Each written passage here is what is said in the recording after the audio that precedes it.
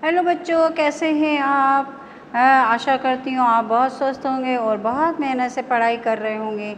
देखिए, मैं आपके लिए पाठ 24 गिरे ताल में चंदा मामा कविता लेकर आ गई हूँ। ये एक कविता है, तो पहले की तरह हम इसको गा के पढ़ेंगे, उसके बाद हम इसका अर्थ समझेंगे। ठीक है?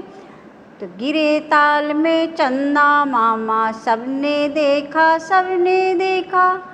गिरे ताल में चंदा मामा सबने देखा। फंसे जाल में चंदा मामा सबने देखा एक अचंभा मछुआरे ने जाल समेटा। कहीं न थे चंदा मामा कहाँ गए जी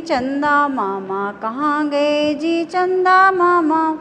ये राजेश जोशी जी की लिखी हुई कविता है। इसमें एक सुंदर सा भाव है, जैसा हर छोटे बच्चे के मन में आता है जब भी वो तालाब के किनारे मान लो जाता है और उसे चांद की परछाई पानी में दिखाई देती है, तो बच्चा क्या सोचता है कि अरे चंदा मामा तालाब के अंदर गिर गए हैं। और सबको दिखाई दिया, कोई झूठा थोड़ी कह, सबने देखा था कि चंदा मामा तालाब के अंदर हैं। और जब मछुआरे ने जाल डाला था ना, तो वो जाल के अंदर भी चंदा मामा देखे थे, फंस गए थे।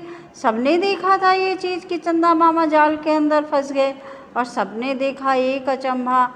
मछुआरे ने जाल समेटा और ये आश्चर्य हुआ, सबने देखा था इस आश्चर्य कुछ की। जब मछुआरे ने जाल समेटा तो उसमें चंदा मामा ही नहीं थे, है ना।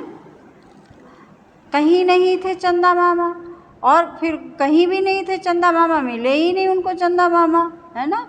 तो अब क्या होता है कि कहाँ गए जी चंदा मामा। अब यही होता है सवाल कि कहाँ गए। तो एक बच्चे की मासूमियत भरी एक कविता है कि बच्चे जब परछाई देखते हैं चंदा मामा की पानी में, तो वो सोचते हैं कि चंदा मामा पानी में गिर गए, लेकिन मछुआरे की जाल में भी फंसे थे। लेकिन जब जाल निकाला तो फिर चंदा मामा भी नहीं थे, और चंदा मामा तब तक वो डूब गए होंगे या निकले नहीं होंगे, है ना। तो उसको ऐसा लगता है कि पानी में तो थे चंदा मामा, पर अब कहाँ गए, कहाँ चले गए होंगे। इसी भावना को लेकर ये कविता है। तो आशा करती हूँ आपको बहुत अच्छी लगी होगी गा के भी, और आपको इसका मतलब भी इस कविता का समझ में आ गया होगा। तो मैं तब तक के लिए आपके लिए दूसरा पार्ट तैयार करती हूँ। तब तक के लिए बाय बाय।